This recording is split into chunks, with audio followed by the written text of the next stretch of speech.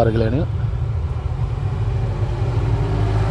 ஓட்டுநர் சொந்தங்கள் அனைவருக்கும் இனியதொரு காலை வணக்கம்.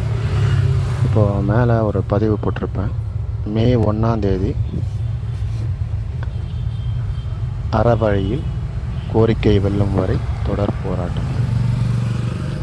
நீங்கள் நினைக்கலாம், எத்தனையோ போராட்டங்கள் பண்ணிட்டோம், இருந்தாலும் நமக்கு சரியான விடிவு கிடைக்கல, அதனால் இதில் என்ன மாற்றம் இருக்குதுன்னு பார்த்தீங்கன்னா, இது வரைக்கும் நம்ம செய்த தவறுகள் எல்லாத்தையும் திருத்தி இந்த அறவழி கோரிக்கை வெல்லும் வரை தொடர் போராட்டத்தை நம்ம மேற்கொள்ள போகிறோம்.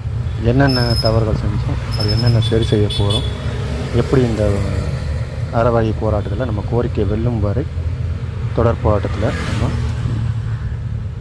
வெல்ல போகிறோன்றதை விரிவாக சொல்கிறேன். கொஞ்சம் தயவு செய்து அனைத்து தோழர்களும் ஓட்டுநர்களும்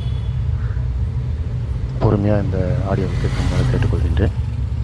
இதில் பார்த்திங்கன்னா, இது வரைக்கும் நடத்தப்பட்ட ஜல்லிக்கட்டாக இருக்கட்டும், விவசாயிகள் போராட்டமாக இருக்கட்டும், ஜல்லிக்கட்டு என்பது பார்த்திங்கன்னா நம்ம வாழ்வியல் கலாச்சாரத்தை முன்னெடுத்து நடத்தப்பட்ட போராட்டம். அதுக்கும் அனுமதி பெறாமல் தான் நடைபெற்றது, வெற்றி பெற்றார்கள். அடுத்தபடியாக பார்த்திங்கன்னா, விவசாயிகள் நடத்தியது வாழ்வியல் போராட்டம், தொடர் போராட்டம். டெல்லியில் மாதக்கணக்காக நடந்தது, அதுலேயும் அவங்க வெற்றி பெற்றாங்க. எல்லாத்துலேயும் இந்த 2 ஆர்ப்பாட்டத்துலேயும் குறிப்பாக நீங்கள் கவனிக்க வேண்டிய விஷயம் என்னென்னு பார்த்தீங்கன்னா, அவங்களுடைய வாழ்வாதாரம் வாழ்வியல் என்ற பிரச்சனையில் அனுமதி வாங்கலை. ஒன்று, ஏன்னா இது பொதுக்கூட்டமோ கண்டன ஆர்ப்பாட்டமோ இல்லை, அதனால் அனுமதி பெற வேண்டிய அவசியமும் இல்லை. இது வாழ்வியலுக்கான போராட்டம், அதனால் அனுமதி வாங்கலை. அதில் குடும்பமாக, தனிநபராக இல்லை, குடும்பமாக அமர்ந்து தொடர் போராட்டத்தில் ஈடுபட்டதுக்கு வெற்றி பெற்றாங்க. அதே கான்செப்டில் தான் நம்மளுடைய வாழ்வாதாரத்தை இந்த கார்ப்பரேட்டு தன்வசப்படுத்தி கொண்டு நம்மளை பெரும் பாதாளத்தில் தள்ளப்பட்டிருக்கின்றோம். நிறைய பேர் சொல்லலாம், நமக்கான செயலிகள் வந்துச்சு, அந்த செயலிலேயே ஓட்டலாம், கார்ப்பரேட்டை தவிர்க்கலாம். என்ன தான் நம்ம கார்ப்பரேட்டை தவிர்த்தாலும் கார்ப்பரேட் நிறுவனங்கள் பார்த்திங்கன்னா இப்போது அவங்களுடைய சொந்த வாகனங்களை இயக்க ஆரம்பிச்சிட்டாங்க. சட்டவிரோதமான சொந்த பயன்பாட்டில் இருக்கக்கூடிய இருசக்கர வாகனங்களை பொது பயன்பாட்டுக்கு பயன்படுத்தி கொண்டிருக்கின்றார்கள். இந்த இரு வழியில் பார்த்திங்கன்னா மொத்தமாக அவங்க 50% நம்மளுடைய 50% போக்குவரத்தை அவங்க கைவசப்படுத்திட்டாங்க. மீதி அந்த 50%ம் அவங்க பக்கம் போகாமல் இருக்கணும்னு இந்த அறவழி தொடர் போராட்டத்தில் நாம் அனைவரும் இரும்பு கரம் கொண்டு இணைந்து போராட வேண்டும். ஏன் இரும்பு கரம் கொண்டு இணைந்து போராடணும்னு சொல்கிறேன்னா, நம்ம குடும்பமாக அமர்ந்து போராடும் போது நம்ம வாழ்வாதாரம் இதில் தான் இருக்குது. நம்ம வாழ்வியலை செழிக்க வைக்கணும், நம்மளுடைய பொருளாதாரம் இழக்கக்கூடாதுன்னா இதில் தொடர்ச்சியாக நம்ம பயணித்து தான் ஆகணும். இந்த தொடர் போராட்டத்தில் அதில் போலீஸ் அரெஸ்ட் பண்ணிடுவாங்களோன்ட்டு நம்ம தயங்க வேண்டாம். ஏன்னா நம்மளை நாமே முதல்ல சங்கிலியும் பூட்டும் கொண்டு இணைத்து கொண்டு ஒருவரோட இணைத்து கொண்டு நம்மளை நாமே கைது செய்து கொண்டு அங்கு போராட்டத்தில் அமர வேண்டும். இவ்வாறு நம் வாழ்வாதாரம் இழந்துவிட்டோம் என்று தொடர்ச்சியாக நம்மளுடைய 5 கோரிக்கைகளை முன்னிறுத்தி வெல்லும் வரை தொடர் போராட்டத்தில் ஈடுபட போகின்றோம். ஏன்னா இது வாழ்வியல் போராட்டம் என்பதால் நாம் காவல்துறையிடம் அனுமதி கோரப்போவதில்லை. பொதுக்கூட்டமோ கண்டன ஆர்ப்பாட்டமோ என்றால்தான் அனுமதி கோர வேண்டும். இது நம்மளுடைய வாழ்வாதார பிரச்சனை. ஆகையால் இதில் நாம் அனைவரும் ஒன்று சேர்ந்து அமர்ந்து அமைதியாக அறவழியில் போராட வேண்டும். காவல்துறை கைது செய்யாமல் இருப்பதற்காக நம்மை நாமே சங்கிலி போட்டுக்கொண்டு ஒருவர் இணைந்து கரம் கோர்த்து தொடர்ச்சியாக நமது கோரிக்கை வெல்லும் வரை இதில் நாம் களம் காணப்போகின்றோம். இதன் மூலம் நம்மளுடைய வாழ்வாதார கோரிக்கைகள் நிறைவேறுவதற்கு 100% வாய்ப்புகள் உள்ளது. இதில் நாம் அமைதி அறவழி போராட்டம் என்பது என்னவென்றால், நம் தொழில் பக்தியோடு, ஓட்டுநர் என்ற தொழில் பக்தியோடு நம்முடைய வாழ்வாதாரம் இதில்தான் இருக்கிறது எனும் தோழர்கள் அனைவரும் இதில் ஒன்று கூடுவார்கள். அது எந்தவித ஐயப்பாடும் இல்லை. சில நபர்கள் இது ஆட்டோ ஓட்டுவார்கள்.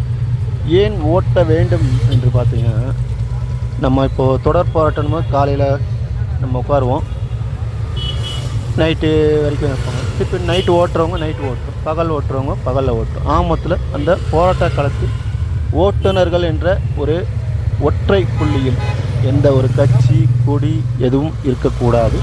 இதை அனைத்து தோழர்களும் ஏற்க வேண்டும். ஏனெனில் இதுவரை வெற்றி பெற்ற எந்த ஒரு போராட்டமும், ஜல்லிக்கட்டாக இருக்கட்டும், விவசாயிகள் போராட்டமாக இருக்கட்டும், அதில் எந்தவித கட்சி ஈடுபாடும், கொடிகளும், கட்சியுடைய அணுகுமுறைகளும் இல்லாமல் உணர்வு பூர்வமான போராட்டமாக இருந்ததால் வெற்றி பெற்றது. ஆகையால் இதில் நம் அனைவரும் ஓட்டுநர் என்ற உணர்வோடு இதில் ஈடுபட வேண்டுமே தவிர, எனது கட்சி, எனது தொழிற்சங்கம், எனது நலச்சங்கம் என்று இதில் கூறக்கூடாது. ஏன் என்று இப்படி சொல்கின்றேன் என்றால், முதலில் நாம் ஒரு ஓட்டுநர்.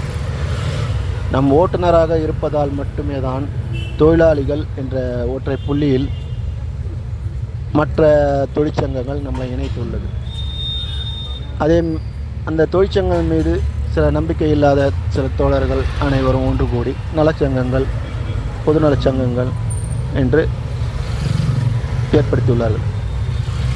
ஆகையால் இதில் ஆரம்ப புள்ளி என்னவென்று பார்த்தால், ஓட்டுநர்கள் நாம், அதுதான் முதல் புள்ளி.